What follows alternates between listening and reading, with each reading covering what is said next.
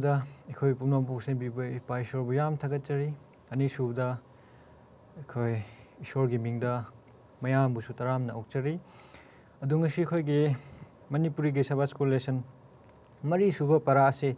ꯑꯩꯈꯣꯏꯅ ꯂꯧꯖꯒꯅꯤ ꯅꯩꯅꯒꯅꯤ ꯑꯗꯨꯅ ꯑꯁꯤꯒꯤ ꯇꯥꯏꯇꯜ ꯑꯁꯤ ꯀꯔꯤ ꯍꯥꯏꯅ ꯍꯥꯏꯕꯤꯕ꯭ꯔꯥ ꯍꯥꯏꯔꯒ ꯁꯤꯌꯔꯤꯡ ꯒꯣꯗꯁ ꯃꯤꯁꯟ ꯍꯥꯏꯅ ꯍꯥꯏꯕꯤꯌꯦ ꯍꯥꯏꯕꯗꯤ ꯏꯁꯣꯔꯒꯤ ꯋꯥꯄꯥꯎ ꯑꯃꯁꯨꯡ ꯊꯕꯛ ꯑꯁꯤꯕꯨ ꯁꯟꯗꯣꯛꯄ ꯍꯥꯏꯅ ꯍꯥꯏꯌꯦ ꯁꯨꯃꯥꯏꯅ ꯍꯥꯏꯕꯤꯔꯒ ꯂꯩ ꯑꯗꯨꯅ ꯑꯩꯈꯣꯏꯅ ꯃꯈꯥ ꯇꯥꯕ ꯑꯣꯏꯅ ꯑꯩꯈꯣꯏꯅ ꯃꯦꯃꯣꯔꯤ ꯇꯦꯛꯁꯁꯦ ꯑꯃꯔꯛ ꯄꯥꯃꯤꯟꯅꯁꯤ ꯃꯌꯥꯝ ꯑꯩꯈꯣꯏꯅ ꯃꯦꯃꯣꯔꯤ ꯇꯦꯛꯁꯁꯦ ꯑꯁꯤꯒꯤ ꯂꯥꯏꯔꯤꯛꯇ ꯐꯪꯉꯦ ꯖꯣꯟ ꯆꯥꯞꯇꯔ 13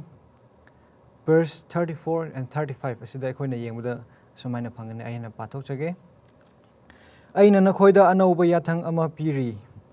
ꯃꯗꯨꯗꯤ ꯅꯈꯣꯏ ꯑꯃꯒ ꯑꯃꯒ ꯅꯨꯡꯁꯤꯅꯧ ꯑꯩꯅ ꯅꯈꯣꯏꯕꯨ ꯅꯨꯡꯁꯤꯕ ꯑꯗꯨꯒꯨꯝꯅ ꯅꯈꯣꯏꯅꯁꯨ ꯑꯃꯒ ꯑꯃꯒ ꯅꯨꯡꯁꯤꯅꯧ ꯅꯈꯣꯏ ꯑꯃꯒ ꯑꯃꯒ ꯅꯨꯡꯁꯤꯅꯔꯕꯗꯤ ꯃꯁꯤꯅ ꯃꯤ ꯈꯨꯗꯤꯡꯅ ꯅꯈꯣꯏ ꯑꯩꯒꯤ ꯁꯦꯕꯣꯛꯁꯤꯡꯅꯤ ꯍꯥꯏꯕ ꯈꯪꯒꯅꯤ ꯍꯥꯏꯅ ꯁꯨꯃꯥꯏꯅ ꯍꯥꯏꯕꯤ ꯏꯁꯣꯔꯅ ꯑꯩꯈꯣꯏꯒꯤꯗꯃꯛꯇ ꯁꯨꯃꯥꯏꯅ ꯍꯥꯏꯕꯤꯔꯒ ꯂꯩꯌꯦ ꯏꯕꯤꯔꯒ ꯂꯩꯌꯦ ꯑꯗꯨꯅ ꯑꯩꯈꯣꯏ ꯏꯆꯤꯟ ꯏꯅꯥꯎꯁꯥ ꯑꯩꯈꯣꯏ ꯑꯃꯒ ꯑꯃꯒ ꯅꯨꯡꯁꯤꯅꯅ ꯂꯩꯁꯦ ꯑꯩꯈꯣꯏꯒꯤ ꯅꯨꯡꯁꯤꯕ ꯍꯥꯏꯔꯒ ꯑꯩꯈꯣꯏꯅ ꯉꯥꯏꯍꯥꯛꯇꯪꯒꯤ ꯅꯨꯡꯁꯤꯕ ꯑꯗꯨ ꯅꯠꯇꯕꯤꯗ ꯑꯩꯈꯣꯏꯒꯤ ꯏꯁꯣꯔꯕꯨ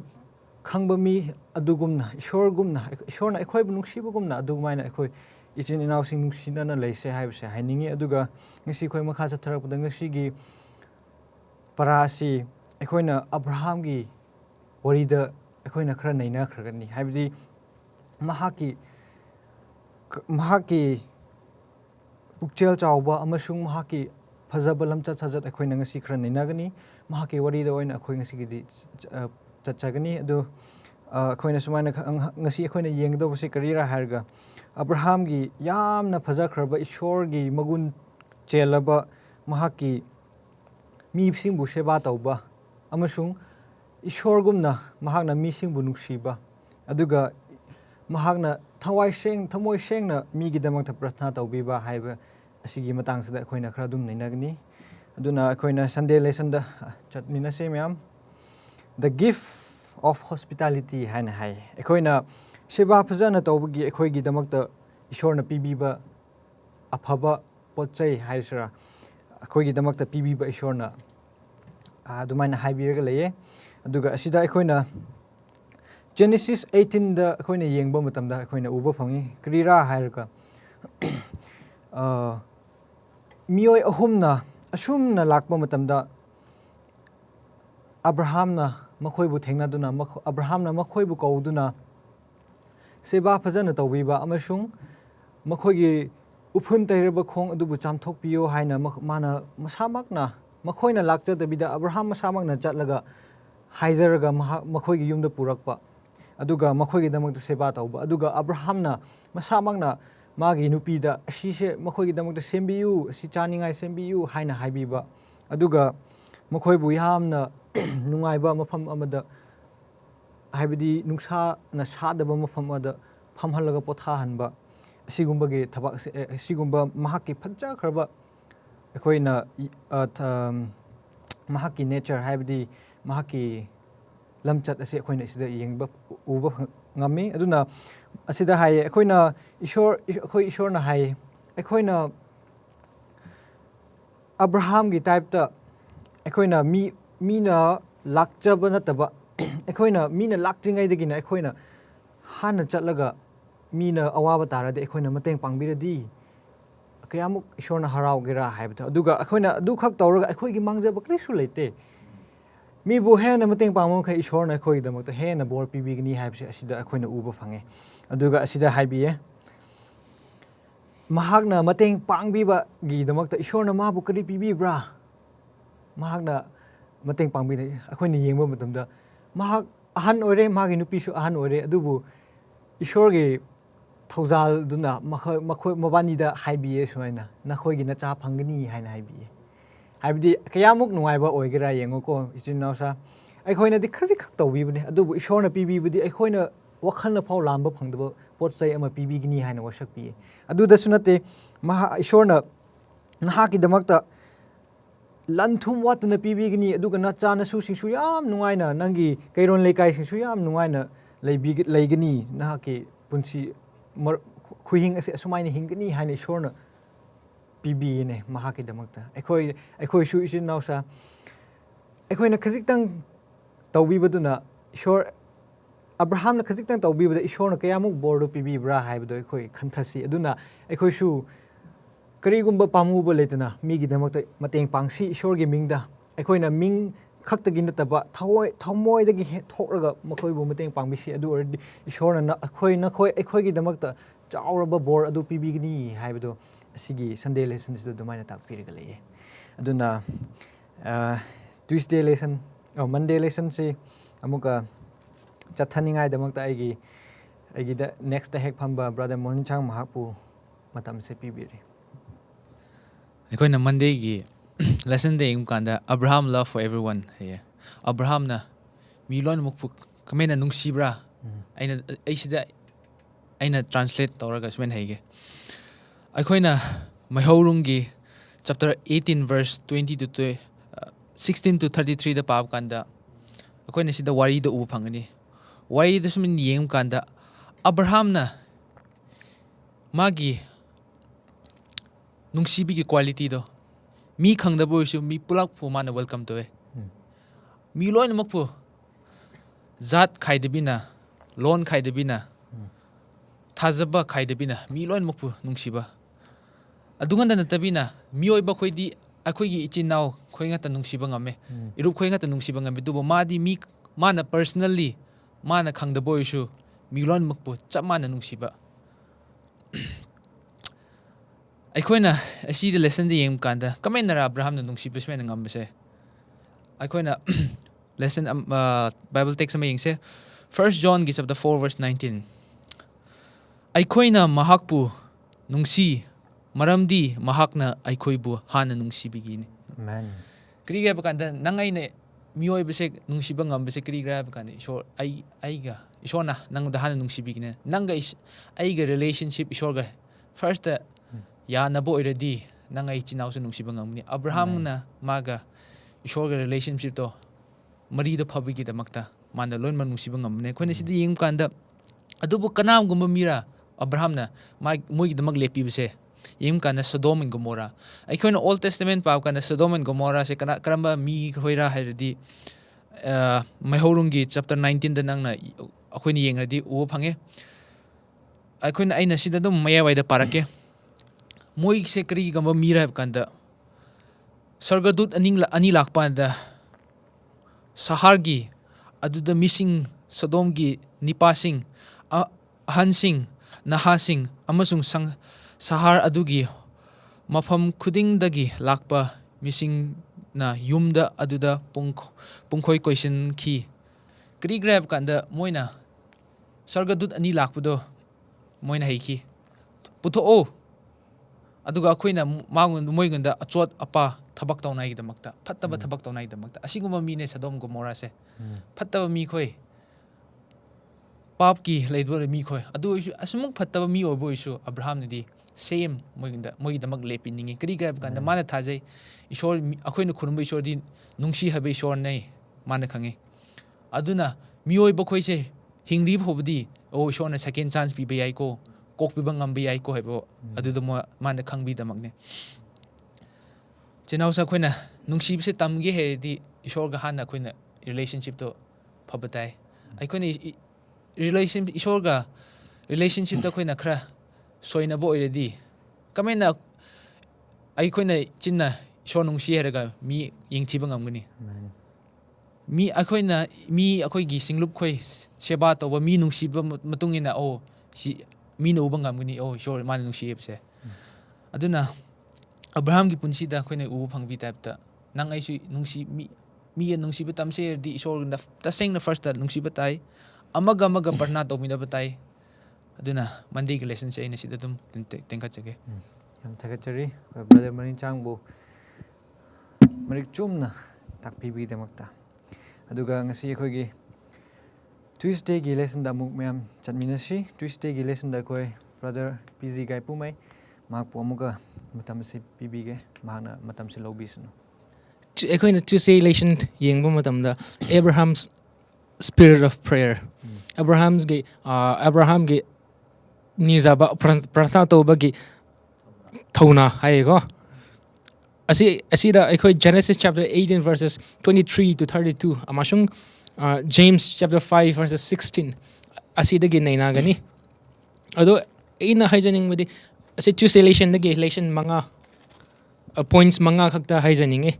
ahanba points da kriya haijaning rairaga intercessory prayers can influence God's decision ko akhoi na mi ama gi damak nizabado ishor gi firep ta hongan bang ami ai ngasai mandelation dai akhoi ta bikre Abraham na Sodom Gomorrah mi sing buki amuk nungsi jabra ad moi gi damak lepi ki ba amashung makhoi gi damak ishor da nizabi ki ba haizabi bi ki ba ado ishor gi firep ta hongan bang ami. Point number 2 da love for others. Abraham na Sodom Gomorrah gi missing bukan biwa na nizabado nungsiba gi mapanani. Adona akhoi na shu nungsiba lay dragadi akhoi na nizaba gi mahi do yan bang amroi. Adona nizaba matamda nungsiba do yauraga nizaba gi matung ingani. Number 3 the boldness and perseverance in prayer. Nizaba matamda thauna leiba amashung ninghanba leidana niba Abraham na sumaina haiki ishor Sodom Gomorrah da nangbu thazaba dharma chainba mi 50 leiragadi nang na kokpi gera ishor na yabiki mathangda mi 45 leiragadi nang na kokpi gera haina haizaki nolup chalaga amashung perseverance yauraga leipan leidana mana haizabiki 40 people 40 thazaba mi 40 leiragadi nang na kokpi gera 30 people leiragadi kokpi gera 20 and then mitara leiragadi ishor nang na moisi kokpi gera na haiki ishor na yabiki aduna aikoina nizaba matamda ninghanba leidana o thauna leina nigadabani. Point number 4 da healing and restoration. Asi James chapter 5 verse 16 da yengba da phangi aikoina nizaba matamda ishor na phahanba ngami amashung ishor na nauhanba ngami phahanba haibashi leina leiraba hakchang khakta nate phahanba ngamashi aikoi ge spiritual teshu phahanba ngami amashung broken relationships asishu ishor na restore tobu ngami haibashi thamjage. Akonba point number 5 ta mission and prayer. Ishor na aikoi da pibi raba thodang ase pandam ase thunghange hairagadi prathna khaktana thunghanba ngamgani maramdi aikoi di maru hunba khaktani hauhanba amashung mahai pibi ba ngambadu de ishor mahaktani aduna aikoina nizaba matamda aikoi gi pandam se thunghange hairagadi prathna china maru oibani hajaningi ikon kon mada Romans chapter 8 verses 34 amashung Hebrews chapter 7 verse 25 da asumaina hai ai Bible di power summarized tengtang na dum hai jage kari haibra hairaga Jesu Christa mahakna hojik mappa ge manakta leijaraga ekhoi gi damakta nibiri hai kaya phabra ko adu nibi bagi mappa na ekhoi miyam gi damak aphaba amashung longba naidaba punshi do phangani hai aduna aikoina shu ishor gi mi ne haiba mi oibane na Christian mi ne haiba ne ishor gi mawong do aikoina follow to batai adudi aikoina mi miyam gi shu prasna to ba haigadabani aikoina prasna to ba matamda makhoida aikoina to prasna to reba mi oida ishor na bor pi bi gani adugi matungda aikhoiga ishor gi mari su phangani haina haijaningi. Amen. Yam thagatare brother gai pu mai busu aduna khoi hojikti amuka Wednesday le parada amu hangdong minasi asigi Wednesday le para ashi khoi gi brother koringam mahakna amuk lobi gani Thagatare akhoi gi Wednesday gi lesson sina title na Abraham mission haina lei Abraham gi thaudang ko Abraham na ase ꯑꯁꯤ ꯋꯥꯔꯤ ꯂꯦꯁꯟꯗ ꯄꯤꯕꯤꯕꯁꯦ ꯀꯔꯤ ꯄꯤꯕꯤꯕ꯭ꯔꯥ ꯍꯥꯏꯔꯒ ꯂꯣꯠꯀꯤ ꯄꯨꯟꯁꯤꯗ ꯀꯣ ꯑꯕ꯭ꯔꯥꯍꯝꯒꯤ ꯂꯣꯠꯀꯤ ꯄꯨꯟꯁꯤꯗ ꯀꯃꯥꯏꯅ ꯑꯕ꯭ꯔꯥꯍꯝꯅ influence ꯇꯧꯔꯒ ꯃꯉꯣꯟꯗ ꯏꯐꯦꯛ ꯑꯕ꯭ꯔꯥꯍꯝꯒꯤ ꯑꯐꯕꯗꯣ ꯂꯥꯛꯈꯤꯕ꯭ꯔꯥ ꯍꯥꯏꯕꯗꯨ ꯇꯝꯁꯤ ꯑꯩꯈꯣꯏꯅ ꯏꯔꯨꯞ ꯈꯣꯏꯅ ꯂꯣꯏ ꯍꯥꯏꯈ꯭ꯔꯦ ꯑꯕ꯭ꯔꯥꯍꯝꯁꯦ ꯄꯤꯕ ꯍꯩꯕ ꯃꯤꯅꯤ ꯑꯗꯨꯒ ꯃꯤꯉꯣꯟꯗ ꯃꯤꯒꯤꯗꯃꯛ ꯅꯣꯟꯖꯕꯤꯕ ꯍꯩꯕ ꯃꯤꯅꯤ ꯀꯣ ꯃꯁꯥꯒꯤ ꯏꯃꯨꯡꯃꯛ ꯑꯣꯏꯗ꯭ꯔꯁꯨ ꯃꯥ ꯅꯤꯕꯤꯕꯅꯤ ꯑꯁꯤ ꯋꯥꯔꯤꯗ ꯖꯦꯅꯦꯁꯤꯁ 19:1-29ꯗ ꯀꯩꯅꯣ ꯏꯕꯁꯦ ꯁꯣꯗꯣꯝ ꯒꯣꯃꯣꯔꯥꯁꯦ ꯖꯦꯅꯦꯁꯤꯁ 18 ꯌꯦꯡꯕ ꯀꯥꯟꯗ ꯃꯣꯏꯁꯦ ꯀꯌꯥꯃꯨꯛ ꯐꯠꯇꯕ꯭ꯔꯥ ꯍꯥꯏꯔꯒ ꯃꯣꯏꯁꯦ ꯖꯦꯅꯦꯁꯤꯁ 18:20ꯗ ꯃꯣꯏꯁꯦ ꯃꯣꯏꯒꯤ ꯄꯥꯞꯁꯦ ꯌꯧꯈ꯭ꯔꯦ ꯍꯥꯏꯕ ꯏꯁꯣꯔꯅ ꯆꯥꯡ ꯌꯦꯡꯕ ꯀꯥꯟꯗꯀꯣ ꯍꯦꯟꯅ ꯌꯧꯈ꯭ꯔꯦ ꯍꯥꯏꯌꯦ ꯑꯗꯨ ꯃꯇꯝꯁꯤꯗ ꯁꯔꯒꯗꯨꯠ ꯑꯅꯤꯁꯤ ꯃꯤ ꯑꯅꯤꯁꯦ ꯁꯔꯒꯗꯨꯠ ꯑꯅꯤꯁꯤꯅ ꯆꯠꯂꯒ ꯏꯟꯚꯦꯁꯇꯤꯒꯦꯠ ꯇꯧꯕ ꯆꯠꯄ ꯑꯗꯨꯀꯥꯟꯁꯤꯗ ꯂꯣꯠꯁꯦ ꯑꯕ꯭ꯔꯥꯍꯝꯒꯤ ꯇꯥꯏꯞꯇ ꯃꯥꯁꯦ ꯌꯥꯝ ꯐꯩ ꯍꯥꯏꯅꯦ ꯑꯕ꯭ꯔꯥꯍꯝꯒꯤ ꯏꯃꯨꯡꯅꯤꯅꯀꯣ ꯃꯥꯁꯦ ꯒꯦꯠ ꯃꯄꯥꯟꯗ ꯂꯩꯔꯝꯃꯦ ꯃꯣꯏ ꯑꯅꯤꯕꯨ ꯀꯧꯕꯤꯔꯒ ꯑꯩꯒꯤ ꯌꯨꯝꯗ ꯂꯥꯛꯑꯣ ꯑꯩꯒꯤ ꯂꯦꯛꯄꯗ ꯌꯨꯝꯗ ꯂꯦꯛꯄ ꯂꯥꯛꯑꯣ ꯍꯥꯏꯌꯦ ꯑꯗꯨꯀꯥꯟꯁꯤꯗ ꯃꯣꯏꯁꯦ ꯂꯥꯛꯑꯦ ꯑꯗꯨꯒ ꯑꯁꯤꯅ ꯎꯠꯄꯗꯤ ꯁꯣꯗꯣꯝ ꯑꯦꯟ ꯒꯣꯃꯣꯔꯥꯁꯦ ꯎꯄꯥꯏ ꯂꯩꯇꯅ ꯄꯥꯞ ꯆꯦꯟꯕ ꯃꯤ ꯑꯣꯏꯈ꯭ꯔꯦ ꯍꯥꯏꯕ ꯀꯃꯥꯏ ꯎꯠꯄ꯭ꯔꯥ ꯍꯥꯏꯔꯒ ꯖꯦꯅꯦꯁꯤꯁ 19:5 ꯌꯦꯡꯕ ꯀꯥꯟꯁꯤꯗ ꯃꯥꯅ ꯀꯔꯤ ꯍꯥꯏꯕ꯭ꯔꯥ ꯃꯈꯣꯏꯅ ꯂꯣꯠꯄꯨ ꯀꯥꯎꯗꯨꯅ ꯃꯉꯣꯟꯗ ꯍꯥꯏꯔꯝꯃꯤ ꯉꯁꯤ ꯑꯍꯤꯡ ꯅꯍꯥꯛꯀꯤ ꯂꯥꯛꯄ ꯃꯤꯁꯤꯡ ꯑꯗꯨ ꯀꯗꯥꯏꯗ ꯂꯩꯕꯒꯦ ꯑꯩꯈꯣꯏꯅ ꯃꯈꯣꯏꯗ ꯑꯆꯣꯞꯄ ꯊꯕꯛ ꯇꯧꯅꯅꯕ ꯃꯈꯣꯏ ꯑꯗꯨ ꯑꯩꯈꯣꯏꯒꯤ ꯏꯐꯝꯗ ꯄꯨꯊꯣꯛꯂꯛꯎ ꯑꯁꯤꯅ ꯍꯥꯏꯕꯗꯤ ꯃꯣꯏꯁꯦ ꯂꯣꯏ ꯄꯥꯞꯅ ꯆꯨꯈ꯭ꯔꯕ ꯑꯗꯨꯒꯤ ꯃꯤ ꯑꯅꯤ ꯂꯥꯛꯄ ꯐꯥꯎꯗꯨ ꯄꯨꯊꯣꯔꯛꯎ ꯍꯥꯏꯔꯒ ꯐꯠꯇꯕ ꯊꯕꯛ ꯇꯧꯒꯦ ꯍꯥꯏꯅ ꯂꯩꯕꯅꯤꯀꯣ ꯑꯗꯨꯕꯨ ꯂꯣꯠꯁꯤꯅ ꯃꯣꯏꯕꯨ ꯄꯤꯕꯤꯗꯦ ꯕꯥꯏꯕꯜꯒꯤ ꯃꯇꯨꯡ ꯏꯟꯅꯀꯣ ꯃꯆꯥꯅꯨꯄꯤ ꯑꯅꯤ ꯐꯥꯎꯕ ꯑꯦꯛꯁꯆꯦꯟꯖ ꯇꯧꯅꯉꯥꯏ ꯇꯧꯋꯦ ꯀꯣ ꯑꯗꯨꯕꯨ ꯍꯧꯖꯤꯛꯀꯤ ꯁꯔꯒꯗꯨꯠ ꯑꯅꯤꯁꯤꯡꯁꯤꯅ ꯃꯤꯁꯤꯡꯕꯨ ꯃꯃꯤꯠ ꯀꯔꯤ ꯍꯥꯏꯁꯤꯔꯥ ꯆꯣꯏꯍꯜꯂꯒ ꯃꯣꯏꯗꯣ ꯊꯣꯛꯈꯤ ꯍꯥꯏꯌꯦ ꯑꯗꯨꯒ ꯃꯣꯏꯕꯨ ꯍꯧꯖꯤꯛꯇꯤ ꯃꯣꯏꯒꯤ ꯋꯥꯌꯦꯟꯗꯣ ꯂꯥꯛꯀꯗꯧꯕꯅꯦ ꯏꯁꯣꯔꯒꯤ ꯋꯥꯌꯦꯟꯗꯣ ꯃꯥꯡꯍꯟꯒꯗꯧꯕꯅꯤ ꯇꯨꯝꯅ ꯃꯥꯡꯍꯟꯒꯗꯧ ꯃꯣꯏꯗꯣ ꯊꯣꯛꯍꯜꯂꯒ ꯁꯝꯂꯛꯅ ꯍꯥꯏꯔꯕꯗ ꯂꯣꯠꯀꯤ ꯏꯃꯨꯡꯁꯤꯡꯕꯨ ꯃꯄꯥꯟ ꯊꯣꯛꯍꯜꯂꯒ ꯃꯤ 4 ꯃꯆꯥꯅꯨꯄꯤ 2 ꯃꯥꯒꯤ ꯅꯨꯄꯤ ꯃꯍꯥꯛ ꯊꯣꯛꯈꯤ ꯃꯄꯥꯟꯗ ꯑꯗꯨꯕꯨ ꯇꯉꯥꯏ ꯐꯗꯅ ꯃꯥꯒꯤ ꯅꯨꯄꯤꯗꯤ ꯀꯟꯕ ꯉꯝꯈꯤꯗꯦ ꯀꯔꯤꯒꯤ ꯍꯥꯏꯔꯗꯤ ꯃꯅꯤꯡ ꯑꯣꯜꯂꯒ ꯌꯦꯡꯕꯗ ꯏꯁꯣꯔꯅ ꯖꯊꯪ ꯄꯤꯕꯗꯣ ꯏꯟꯗꯔꯒ ꯃꯅꯤꯡ ꯑꯣꯜꯂꯒ ꯌꯦꯡꯕꯗ ꯃꯥꯁꯦ ꯊꯨꯝꯒꯤ ꯃꯨꯔꯇꯤ ꯑꯣꯏꯈꯤ ꯀꯣ ꯑꯗꯨꯅ ꯑꯩꯈꯣꯏꯅ ꯁꯤꯗ ꯂꯦꯁꯟ ꯇꯝꯒꯗꯧꯕꯁꯦ ꯀꯔꯤꯔꯥ ꯍꯥꯏꯔꯒ ꯑꯩꯈꯣꯏꯅ ꯏꯁꯣꯔꯒꯤ ꯊꯕꯛ ꯇꯧꯕꯗ ꯀꯔꯤꯅ ꯑꯩꯈꯣꯏꯕꯨ ꯆꯤꯡꯔꯒ ꯂꯩꯕ꯭ꯔꯥ ꯋꯥꯈꯜ ꯀꯣ ꯀꯔꯤꯅ ꯆꯤꯡꯔꯒ ꯂꯩꯕ꯭ꯔꯥ ꯑꯩꯈꯣꯏꯒꯤ ꯃꯌꯥꯏꯗ ꯏꯁꯣꯔꯒ ꯑꯩꯈꯣꯏꯒꯤ ꯃꯔꯤ ꯇꯠꯅꯕ ꯀꯔꯤ ꯂꯩꯕ꯭ꯔꯥ ꯑꯩꯈꯣꯏꯒꯤ ꯄꯣꯠꯆꯩ ꯂꯩꯒꯦꯔꯥ ꯑꯩꯈꯣꯏꯒꯤ ꯏꯃꯨꯡ ꯑꯣꯏꯒꯦꯔꯥ ꯑꯁꯤꯒꯨꯝꯕꯁꯦ ꯑꯩꯈꯣꯏ ꯚꯥꯞ ꯇꯥꯕꯅꯤ ꯑꯗꯨ ꯁꯣꯗꯣꯝꯒ ꯒꯣꯃꯣꯔꯥꯁꯦ ꯀꯩꯅꯣ ꯖꯨꯠ 1:7ꯗ ꯌꯦꯡꯂꯗꯤ ꯇꯨꯝꯅ ꯃꯨꯊꯠꯄ ꯌꯥꯗꯕ ꯃꯩꯅ ꯇꯨꯝꯅ ꯆꯥꯍꯟꯈꯤ ꯍꯥꯏꯌꯦ ꯑꯗꯣ ꯑꯩꯈꯣꯏꯅ ꯑꯁꯤꯗ ꯈꯪꯒꯗꯕ ꯑꯃ ꯏꯁꯣꯔꯁꯦ ꯅꯨꯡꯁꯤꯕ ꯏꯁꯣꯔꯅꯤ ꯑꯗꯨꯕꯨ ꯏꯁꯣꯔꯁꯦ ꯅꯨꯡꯁꯤꯕ ꯏꯁꯣꯔꯈꯛ ꯅꯠꯇꯅ ꯋꯥꯌꯦꯜ ꯑꯆꯨꯝꯕ ꯇꯧꯕ ꯏꯁꯣꯔꯅꯤ ꯑꯩꯈꯣꯏꯅ ꯃꯥꯒꯤ ꯅꯨꯡꯁꯤꯕꯁꯦ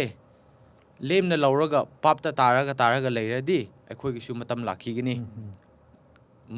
ꯃꯥꯡꯅꯉꯥꯏ ꯃꯇꯝ ꯂꯥꯛꯈꯤꯒꯅꯤ ꯑꯗꯨꯒ ꯑꯕ꯭ꯔꯥꯍꯝꯒꯤ ꯊꯧꯖꯥꯜꯅ ꯑꯕ꯭ꯔꯥꯍꯝꯒꯤ ꯑꯐꯕꯅ ꯖꯦꯅꯦꯁꯤꯁ 19:29 ꯌꯦꯡꯔꯗꯤ ꯑꯕ꯭ꯔꯥꯍꯝꯒꯤ ꯃꯍꯩꯅ ꯂꯣꯠꯁꯦ ꯏꯁꯣꯔꯅ ꯀꯟꯕꯤꯈꯤ ꯍꯥꯏꯌꯦ God remember Abraham ꯃꯥꯕꯨ ꯅꯤꯡꯁꯤꯡꯕꯤꯔꯒ ꯀꯟꯕꯤꯈꯤ ꯍꯥꯏꯌꯦ ꯑꯁꯤ ꯈꯪꯔꯦ ꯍꯥꯏꯔꯒ ꯑꯩꯈꯣꯏꯅ ꯈꯪꯒꯗꯕ ꯑꯃ ꯑꯩꯒꯤ imungna aina takpiraga yadeda aise aigi wahese chatte hairaga tokthokpa yade nangi damakta ishorna nangi damakta nangi maheina naje imung su kanbigini adubo horen aina koi last ta wahang ama hangningba aikoina ishorgi thabak tawbada mahei yandaba oiragadi kamaina aikoise isase thaugatgadobra ko ishorna aikoibu pap adumuk chelabsu ama phau thadok pide magi nungsibana ko ishorgi nungsibase khangraga ishorgi mission di karino hairadi mi kanmani ishorgi disciple oinasu aikoisu mi aikogi thaudang di mi ngonda takpi base aikogi thaudang ni atopadi English ta haibagumna do whatever you can and God will do the rest nangna tawba ngamba makai taw atopadi ishorna tawgni haibase pumna ningsing minasi amen dun hojikti yam thakachere bada khuringam na hapsu dun hojikti khoigi Thursday lesson asi khoigi brother omnaring mahak na lobigni matam sim hak pijare khoina Thursday lesson da chapa matam da kari ubra haraga submission to God's will haye asida khwaidagi phajaba Abraham gi khwaidagi phajakraba magundi kri ra haraga ishor gi khoya khada mana ishor gi aning da man mai mapunsi se ngajaba kathok chaba hebani asise khoin wo matam ishor na Abraham onda koba matam da mafam su takpi de lom su utpi de natra adu matam da kram haina ishor na Abraham onda koba matam da thajabagi matuk ina Abraham na ishorgi kawbudo man inbane heba Genesis 12 verse 1 da akhoi nu phang ishor na Abraham onda kawbi bise nangi oba pomna ma thadu imung manung loi ma thadu aduga chatlu he akhoi na Genesis chapter 12 verse 4 da yingma matam da kri ura phang bra raga mana chatle he ishorgi ya thangdo illaga chatle he chapa matamda hojikti hanu khrabane asi matamda Abraham se 75 years humputra nga su khrabane he lot ka ma se chapmi nai he aduga kari gumban nakhoi akhoi orab taragadi asuk hanu khraba 75 years hebse akhoi di yam hanu khrena akhoi gi chahi ga heradi pangan chu kayam le rangwadra khangde adubu man ishorgi wadu ile heduna mana ishorna lamphau upi dabam phamduda mana ishorgi wa ishorna thajaba thamleduna man chali lot ka hojiti lot ki minai singa amasung Abraham gi minai sing se yetna ba hore karigi lamgi damakta natra lamgi damakta yetna base lamgi damakta yetna bani hojiti lot ka Abraham se lam khaidok na batare ho Abraham na aise nang se aise nangi uncle ne aina hana khange hebusu yabne ba adubu kri tawra haraga Abraham na lot gonda choice to pie adu choice pi do kri tawra haraga Abraham na ishor gonda thajabne heba ishor gi aning bada mana leijabne heba aduna huiti lot na lamdo khankre aduga loiduna Abraham gonda ishor na bordumuk pi bi kri pi bra haraga khona Genesis chapter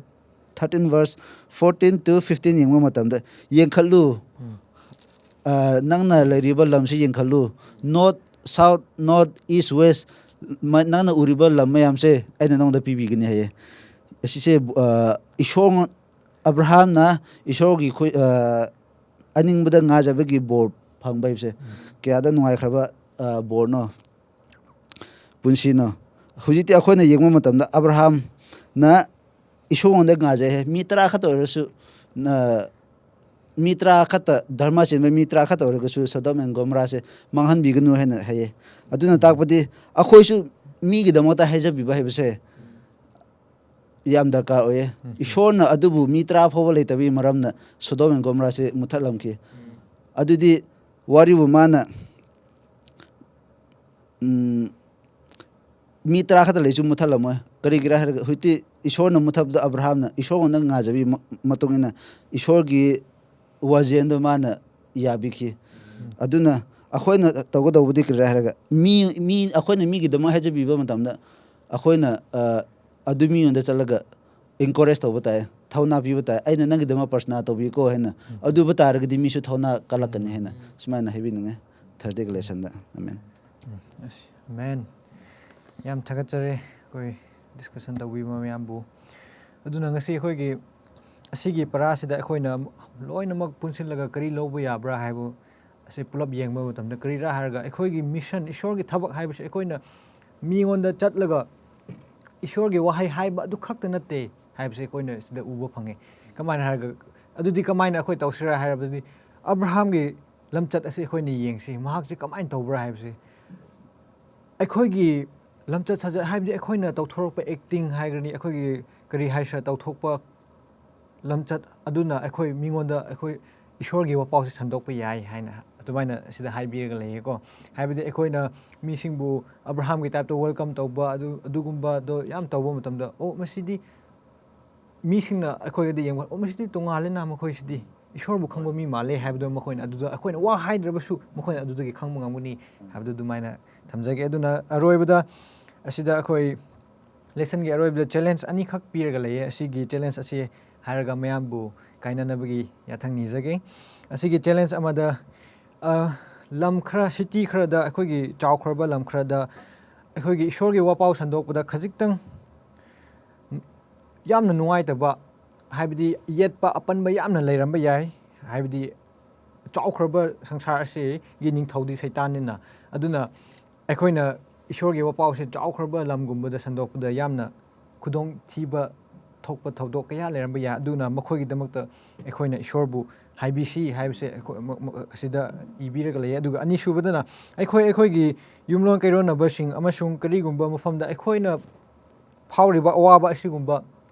ꯃꯈꯣꯏꯕꯨꯁꯨ ꯎꯔꯕꯗꯤ ꯑꯩꯈꯣꯏꯅ ꯐꯪꯂꯤꯕ ꯑꯋꯥꯕꯁꯤ ꯃꯈꯣꯏꯁꯤꯡꯗꯁꯨ ꯎꯔꯕꯗꯤ ꯑꯩꯈꯣꯏꯅ ꯏꯁꯣꯔꯗ ꯆꯠꯂꯒ ꯏꯁꯣꯔ ꯑꯩꯅ ꯃꯈꯣꯏꯒꯤꯗꯃꯛꯇ ꯀꯔꯤ ꯇꯧꯕ ꯉꯝꯒꯦꯔꯥ ꯀꯔꯤ ꯇꯧꯕꯤꯁꯤꯔꯥ ꯅꯍꯥꯛꯅ ꯑꯩꯈꯣꯏꯗ ꯈꯪꯍꯟꯕꯤꯌꯨ ꯇꯥꯛꯄꯤꯌꯨ ꯀꯔꯤ ꯇꯧꯒꯦꯔꯥ ꯍꯥꯏꯕꯗꯣ ꯑꯗꯨꯒꯤ ꯃꯇꯥꯡꯗꯁꯨ ꯑꯩꯈꯣꯏꯅ ꯑꯁꯤꯒꯨꯝꯕꯒꯤ ꯑꯁꯤꯗ ꯑꯩꯈꯣꯏꯅ ꯏꯁꯣꯔꯅ ꯍꯥꯏꯕꯤꯔꯒ ꯂꯩ ꯃꯈꯣꯏꯒꯤꯗꯃꯛꯇꯁꯨ ꯍꯪꯕꯤꯌꯨ ꯈꯨꯔꯨꯝꯕꯤꯌꯨ ꯄ꯭ꯔꯊꯅꯥ ꯇꯧꯕꯤꯌꯨ ꯍꯥꯏꯅ ꯍꯥꯏꯕꯤꯔꯒ ꯂꯩ ꯑꯗꯨꯅ ꯃꯌꯥꯝ ꯌꯥꯝ ꯊꯥꯒꯠꯆꯔꯤ ꯄꯨꯟꯅ ꯃꯌꯥꯝꯅ ꯇꯥꯕꯤꯕꯒꯤꯗꯃꯛꯇ ꯑꯗꯨꯅ ꯃꯊꯪꯒꯤ ꯅꯦꯛꯁꯀꯤ ꯂꯦꯁꯟ ꯂꯥꯛꯇ꯭ꯔꯤ ꯐꯥꯎꯕꯗꯤ ꯃꯌꯥꯝ ꯍꯔꯥꯎ ꯇꯌꯥꯝꯅ ꯉꯥꯏꯃꯤꯟꯅꯁꯤ ꯍꯥꯏꯕꯁꯤ ꯊꯝꯖꯒꯦ ꯑꯗꯨꯒ ꯂꯣꯏꯁꯤꯟꯅꯤꯡꯉꯥꯏꯒꯤꯗꯃꯛꯇ ꯑꯩꯅ ꯑꯩꯈꯣꯏꯒꯤ ꯕ꯭ꯔꯗꯔ ꯑꯣꯝꯅꯔꯤꯡ ꯃꯍꯥꯛꯇ ꯂꯣꯏꯁꯤꯟꯅꯤꯡꯉꯥꯏꯒꯤ ꯄ꯭ꯔꯊꯅꯥ ꯇꯧꯕꯤꯌꯨ ꯍꯥꯏꯕꯁꯤ ꯔꯤꯀ꯭ꯋꯦꯁ ꯇꯧꯖꯒꯦ ꯃꯌꯥꯝ ꯍꯥꯏꯖꯁꯤ ꯁꯔꯀꯥꯔ ꯄ꯭ꯔꯤꯊꯤꯕꯤ ꯑꯃ ꯄꯨꯝꯅꯃꯛ ꯁꯦꯝꯕꯤꯕ ꯉꯝꯕ ꯄꯥꯏꯁꯣꯟ ꯅꯍꯥꯛꯄꯨ ꯉꯝꯈꯗꯇꯅ ꯊꯥꯒꯠꯆꯔꯤ ꯁꯤꯒꯤ ꯁꯕꯥ ꯁ꯭ꯀꯨꯜꯁꯦ ꯅꯩꯅꯕ ꯈꯛꯇ ꯅꯠꯇꯗꯅ ꯑꯩꯈꯣꯏ ꯄꯨꯟꯁꯤꯗ ꯁꯤꯖꯤꯟꯅꯕ ꯉꯝꯕ ꯑꯃꯁꯨꯡ ꯑꯕ꯭ꯔꯥꯍꯥꯝꯒꯤ ꯀ꯭ꯋꯥꯂꯤꯇꯤ ꯑꯕ꯭ꯔꯥꯍꯥꯝꯒꯤ ꯀꯦꯔꯦꯛꯇꯔ ꯂꯧꯕ ꯉꯝꯕ ꯃꯤꯁꯛ ꯑꯃꯃꯝ ꯑꯣꯏꯍꯟꯕꯤꯌꯨ ꯍꯥꯏꯅ ꯅꯤꯖꯕꯅꯤ ꯍꯧꯖꯤꯛ ꯀꯥꯏꯅꯒꯗꯧꯔꯦ ꯅꯍꯥꯛꯀꯤ ꯅꯨꯡꯁꯤꯕꯅ ꯑꯩꯈꯣꯏꯕꯨ ꯇꯠꯇꯅ ꯂꯣꯏꯅꯕꯤꯌꯨ ꯍꯥꯏꯅ ꯑꯃꯨꯛꯀ ꯂꯥꯛꯀꯗꯧꯔꯤꯕ ꯅꯦꯛꯁ ꯂꯦꯁꯟ ꯌꯧꯗ꯭ꯔꯤ ꯐꯥꯎ ꯅꯍꯥꯛꯀꯤ ꯊꯋꯥꯏ ꯁꯦꯡꯕꯅ ꯂꯣꯏꯅꯕꯤꯌꯨ ꯍꯥꯏꯅ ꯅꯤꯖꯕꯅꯤ ꯁꯔꯀꯥꯔ ꯇꯥꯟꯂꯛꯈꯕ ꯌꯤꯁꯨ ꯈ꯭ꯔꯤꯁꯇꯒꯤ ꯃꯡꯗ ꯅꯤꯖꯕꯅꯤ ꯑꯃꯦꯟ ꯑꯃꯦꯟ